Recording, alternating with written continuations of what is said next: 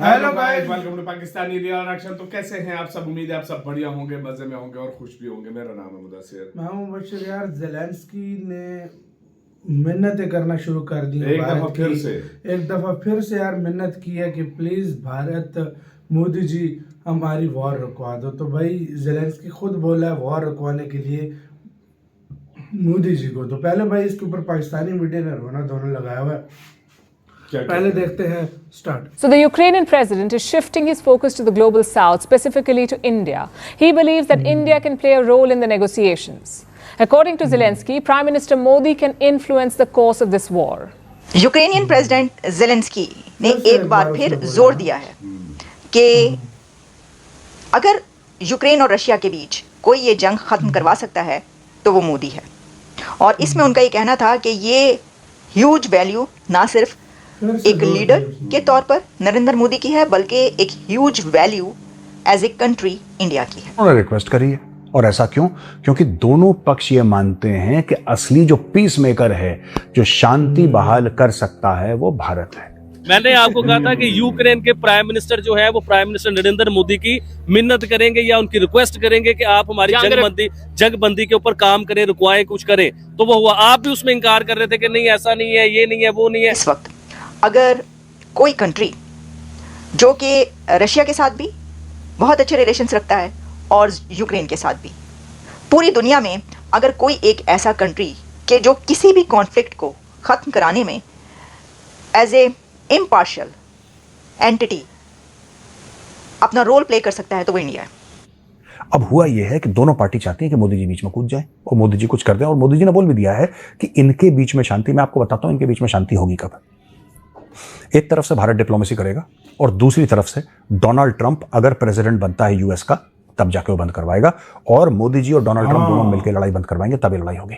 लेकिन नहीं, prime minister Narendra Modi, क्योंकि उस बंदे का काम है पीस और अमन को लेके चलना। वो दुनिया में पीस के काम करवा रहे हैं। अभी देखें आप उधर ये स्टेटमेंट दी भी है, यूक्रेन के जो प्रेसिडेंट है उन्होंने ये स्टेटमेंट दी भी है कि हाँ भाई, दो कंट्रीज के यानी रशिया और यूक्रेन के दरमियान जो कॉन्फ्लिक्ट चल रहा है उसे खत्म करने में इंडियन प्राइम मिनिस्टर काफी रोल अदा कर सकते हैं। उनका काफी इन्फ्लुएंस है पूरी दुनिया में। जय हिंद दोस्तों, आपको और आपके परिवार को दीपावली की बहुत बहुत शुभकामनाएं। आप लोग खुश रहें, मस्त रहें, स्वस्थ रहें, अपने तबीयत का ध्यान रखें। सर्दी जुकाम का टाइम है, मुझे भी हो गया है, किसी को भी हो सकता है।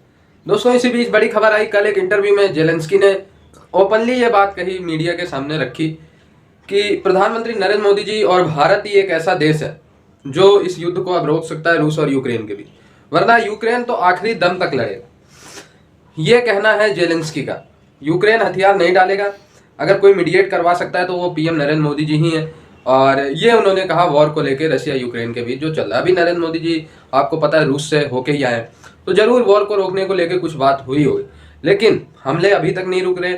हमले रूस की तरफ से भी भयंकर किए जा रहे हैं और यूक्रेन भी जितना जवाब दे सकता है, यूक्रेन भी उतना जवाब जो है रूस के ऊपर हमले करके दे रहा है। तो अब पाकिस्तान जल रहा है इसमें। पाकिस्तान इसलिए जल रहा है कि जैसे जैसे युद्ध के बीच में भारत की अहमियत, मोदी जी की अहमियत बढ़ेगी, भारत की इंटरनेशनल रेलेवेंस बढ़ेगी।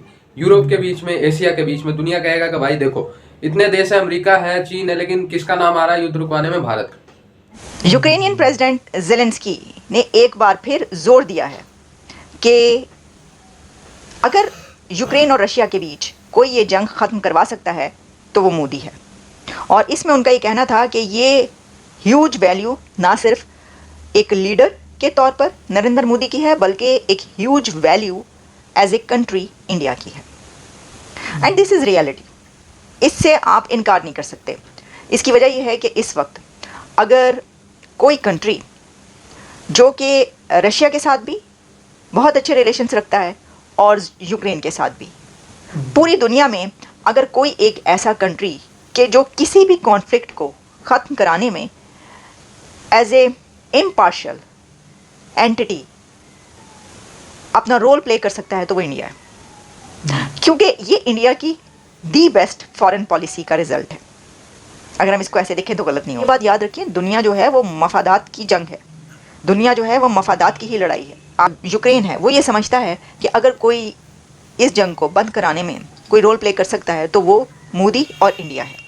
और वो बार बार ये बात कह भी चुके हैं। अच्छा, सिर्फ यूक्रेन ही समझता, रशिया भी ये समझता है। रशिया को पता है, यही वजह है कि वो मोदी साहब जब अभी गए थे पहले भी और फिर दोबारा भी, तो दोनों बार उनकी बात हुई और दरमियान में उन्होंने अजीत दोवल साहब को भी चुप करके भेज दिया था। उन्होंने भी जाके उनको काफ़ी पैगाम रसानी की है, कबूतर की तरह गए हैं वो भी उड़ उड़ा के, और उन्होंने कहा भाई ने ये है मोदी साहब का पैगाम, और फिर जो पुतिन साहब का पैगाम था वो भी उधर पहुँचाया होगा उन्होंने।